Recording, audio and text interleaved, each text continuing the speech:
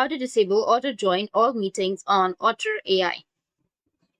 So if you want to disable auto join all meetings on Otter AI, then what you need to do is first you need to make sure that you have a stable internet connection. After that, just simply search for Otter AI and go with the official website, which is otter.ai.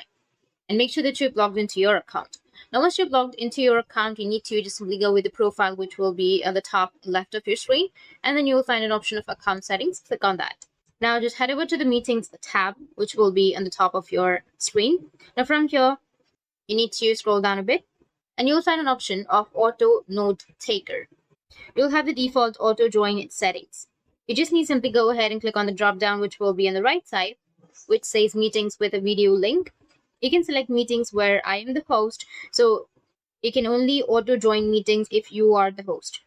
If you select this option, or you could just simply go and select meetings I manually select. After doing this, you'll be able to disable all the auto join options for Otter AI. That's it, and if you have any questions, feel free to comment below. Thanks for watching.